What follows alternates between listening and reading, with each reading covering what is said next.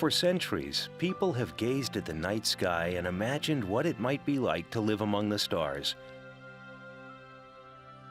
What would it be like to look back at Earth from a permanent home in space? Would we see borders between countries? Could we see the seasons change? Could we eat and breathe, and sleep and work?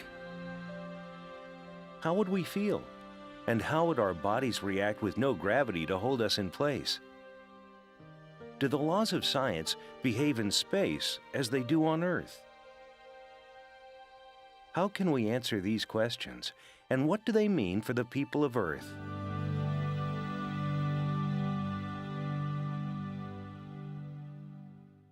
Since November 2000, not a day has passed without humans in space, orbiting more than 200 miles above our planet. They live and work and conduct scientific research to answer these questions and many more like them. They are scientists, but also construction workers and technicians, repairmen and teachers, cleaners and cooks. During the past decade, 15 nations have come together, setting aside boundaries and differences to design, assemble, occupy, and conduct research inside and outside of the largest and longest inhabited object to ever orbit the Earth. This is the story of their efforts. This is the story of the International Space Station.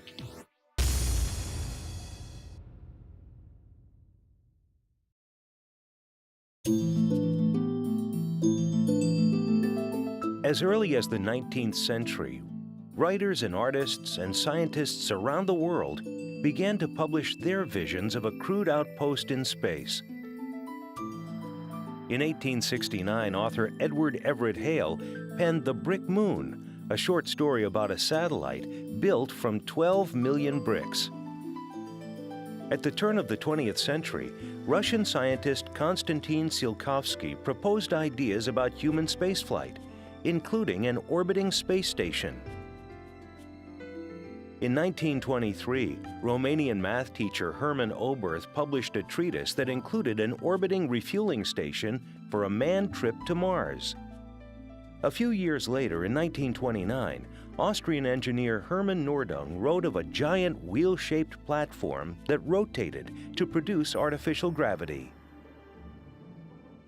One of Oberth's students was famed rocketeer Wernher von Braun, who in late 1945 developed a concept for a modular, wheel-like space station that would serve as a launching point for a mission to the Moon. In 1952, von Braun published a widely read series of articles about space travel in Collier's magazine. In the early 1960s, as human spaceflight programs in the United States and Russia took shape, engineers and designers began to investigate a variety of space station concepts based on then-current technology.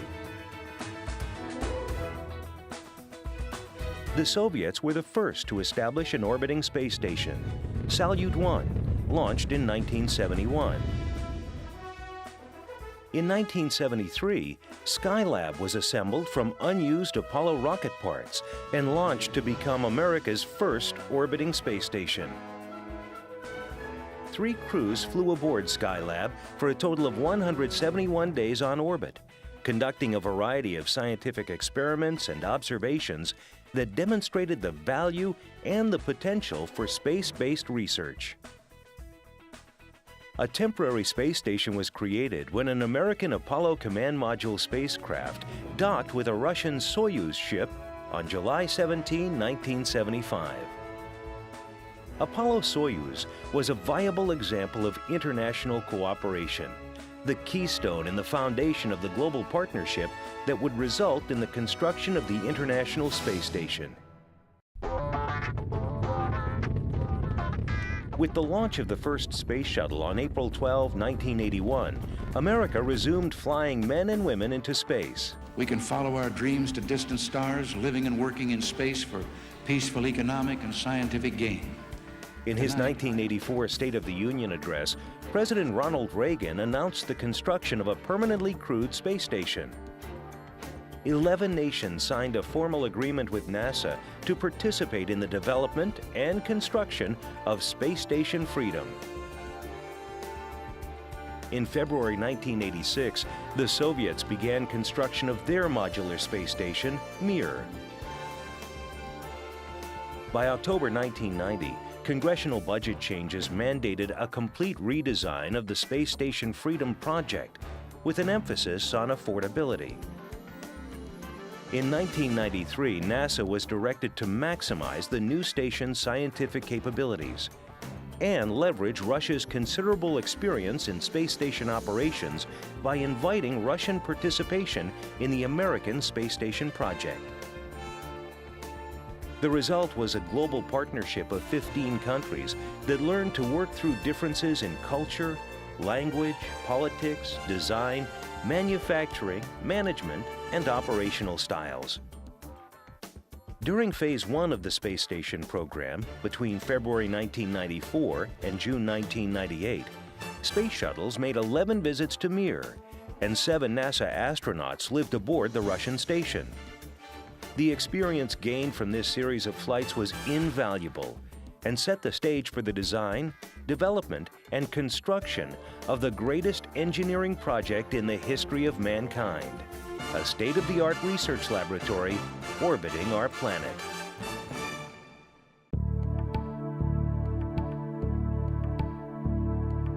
The International Space Station is the largest, most complex object ever assembled in space, and is clearly visible from Earth with nothing more than the naked eye. From end to end, the station is slightly longer than an American football field.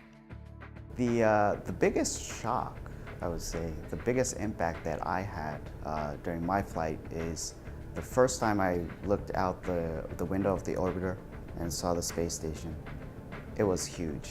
It was huge and shiny and beautiful. And looking at it and knowing that a man-made structure that big is actually up there. The interior of this incredible structure is larger than a 5-bedroom house, with 2 baths, a gym, and a 360-degree bay window. The station's mass is almost 1 million pounds, and it contains about 32,000 cubic feet of living space. The space station functions as a microgravity and life sciences laboratory, a testbed for new technologies, and as a platform for both Earth and celestial observations. The complex is made up of multiple interconnected modules, grouped together at the center point of a 357-foot-long integrated truss structure. Power is generated through 4 giant solar arrays attached to the ends of the truss. The pressurized components include 3 laboratories: the U.S. laboratory module Destiny, the European Research Laboratory Columbus, and the Japanese experiment module Kibo. The Russian service module is the structural and functional center of the Russian segment of the station. It provides living quarters, communication systems, an exercise facility, and flight propulsion systems. Other Russian segments include the functional cargo block, 2 mini research modules, and a docking compartment. The Italian Space Agency provided a permanent multi-purpose module, which can host up to 16 additional racks containing equipment, experiments, and supplies. There are 3 modules called nodes that connect the elements of the station and provide berthing ports.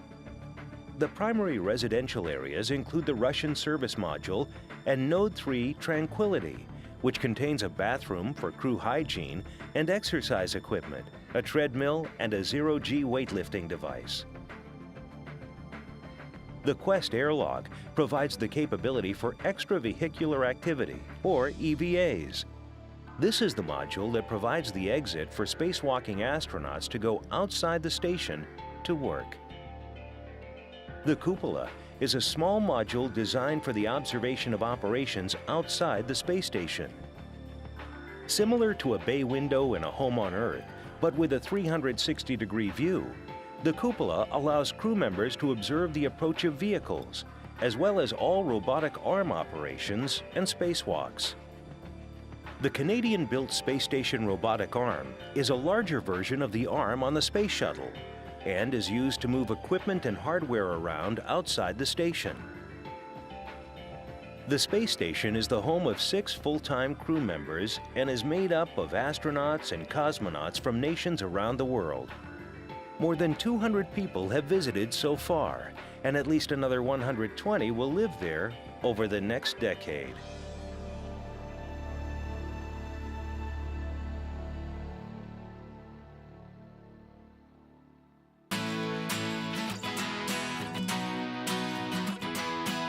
The International Space Station is an unprecedented technological and political achievement to conceive, plan, build, operate, and use a research platform in space. It is the latest step in humankind's quest to explore and live in space. But its greatest accomplishment is as much a human achievement as a technological one. The global partnership of space agencies exemplifies meshing of cultural differences and political intricacies to plan, coordinate, construct, and operate the complex elements of a space station. It involves so many different cultures, not just people culture, but space cultures, and they're all very different. The biggest challenge is getting everybody to appreciate and understand how these all work together. The program brings together not only international flight crews, but also globally distributed launch, operations, training, engineering, management, communications networks, and scientific research communities. When countries learn to work together, it's like working together with your friends, working together with your coworkers at work. We tend to become closer, we tend to understand each other better. We've been very, very successful. So at night, those nights when I get to go out and watch the space station fly over, I'm very proud of the accomplishment not only of this country and this agency, but of all the countries that's participated.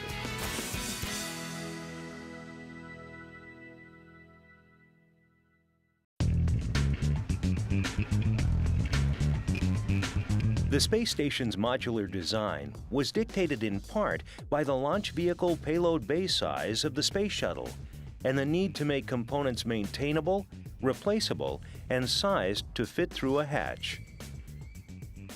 Each of the components that make up the station was designed, engineered, and built in manufacturing facilities and factories in countries around the world, and assembled piece by piece for the first time in space.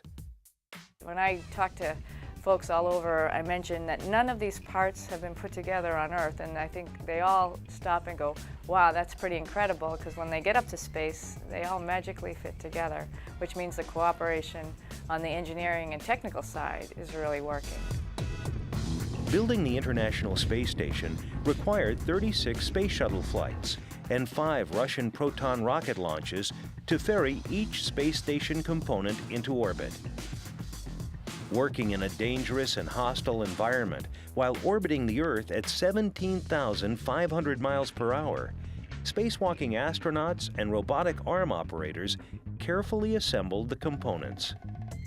In elegantly choreographed ballets, astronauts operating the space shuttle's arm and the space station's arm lifted the station modules and trusses from the shuttle's payload bay and maneuvered them into place.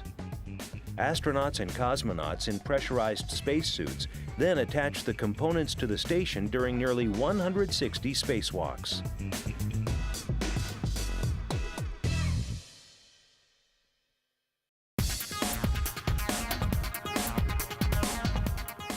The International Space Station is a little bit more unique because people are actually living and working up in space 24 hours a day, 7 days a week, 365 days a year. And what that means is that there's a myriad of people on the ground all over the world making sure that every aspect of that spacecraft is working correctly and the crew on board is healthy and safe. Ground operations for and management of the International Space Station are like running a marathon, not a sprint.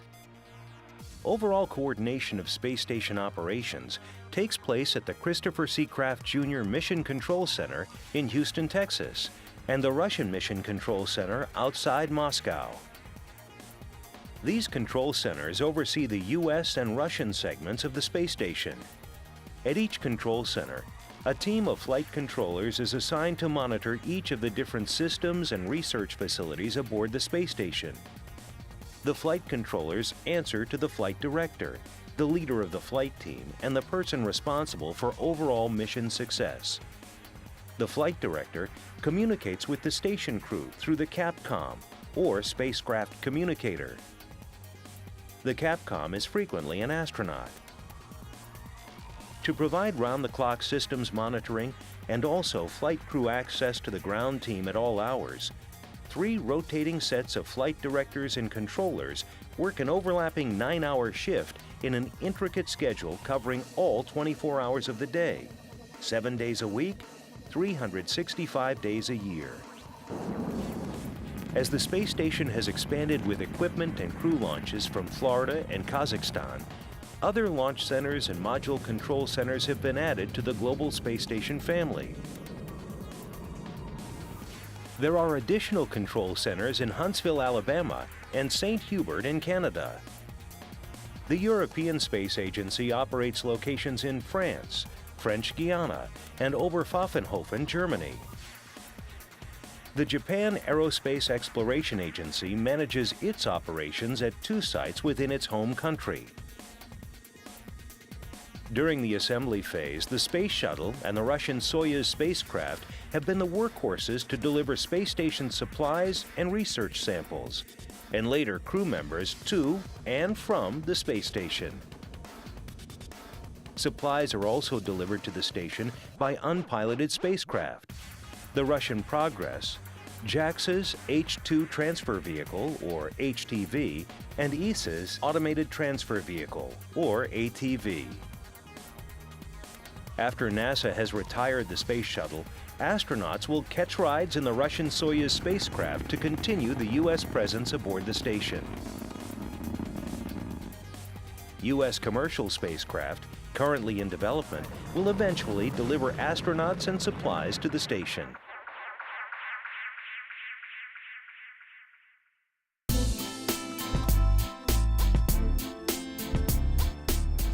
Each flight aboard the International Space Station, called an expedition, lasts about 6 months.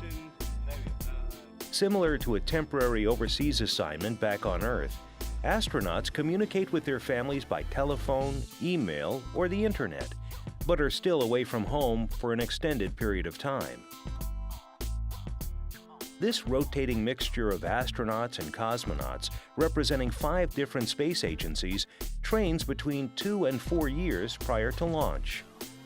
The training facilities for astronauts and cosmonauts are located in Texas, Russia, Canada, Germany, and Japan. The habitation and life support systems provide a safe, comfortable, and livable environment in which crew members can conduct scientific research. The amenities include quarters for eating, sleeping, and exercising, environmental controls, medical and health support, and computing and data management.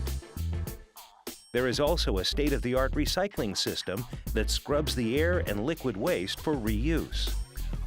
But what is it like to move to space and live 240 miles above the Earth for months at a time?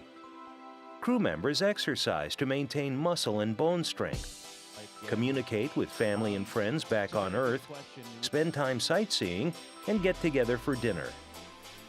And you're sitting there having a meal with Russians, Germans, French, American, African American, Asian American, this whole melting pot of people working together for the common good of our civilization. Of course, living in microgravity is not all work, no play. Although the station is equipped with 2 bathrooms, bathing can present a challenge. When you're up living on the International Space Station, you might be 6 months without a real shower. Essentially, you have a sponge bath is what you do every day. And yeah, you do get pretty sweaty because you're working out. But surprisingly enough, when the shuttle crew came to pick me up, was one of my first questions. Do I smell? And they said I didn't smell, and they said my hair didn't look greasy, so I was pretty happy with that.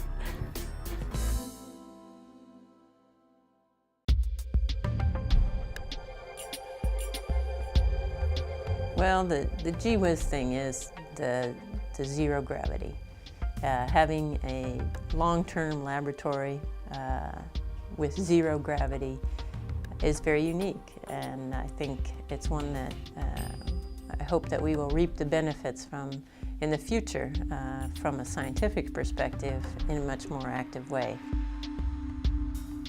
As soon as the station was habitable, astronauts began to study the impact of microgravity and other space effects on the human body, other life forms, fluids, and materials. Over 10 years of continuous research, more than 500 experiments have been conducted on the space station while it was under construction. The space station is a state-of-the-art research laboratory that advances our knowledge of human physiology, biology, and material and physical science. This knowledge translates into medical, economic, and environmental benefits for the people of Earth. Research on the station found that Salmonella bacteria, a leading cause of food poisoning worldwide, grows faster and becomes more infectious in space. The findings already have led to a candidate vaccine, which, if proven, could save lives around the world. Salmonella is the third highest cause of infant death worldwide, and its potentially lethal effects are one of the most common forms of food poisoning in America. Outside the station, sustained by its large solar power supply, is a silent explorer sifting through space. Called the Alpha Magnetic Spectrometer, it is finding and tracking exotic particles of antimatter and dark matter in cosmic rays from distant galaxies. The results could change our basic understanding of the universe. Other research aboard station has led to the design and development of tiny microballoons, which help get drugs directly to specific cancer cells. The station is also used as an education platform to encourage and motivate today's youth to pursue careers in math, science, engineering, and technology, enabling them to become the leaders and space explorers of tomorrow. In addition, researchers aboard the space station will gain knowledge about human physiology, radiation, material science, engineering, biology, fluid physics, and technology that will help people on Earth and enable future space exploration missions. This high-flying international laboratory is packed with some of the most sophisticated facilities ever designed. There is no single place on Earth where a laboratory like this can be found. And in 2005, Congress designated the space station as an official U.S. national laboratory. This has opened up the station and provided opportunities for additional research from other agencies, universities, middle and high school students, and private companies. Scientists from all over the world are using facilities aboard the station. Several patents and partnerships already have demonstrated the value and benefits of space-based research. Future space station experiments and their applications on Earth are in the making, and the promise and possibilities are endless.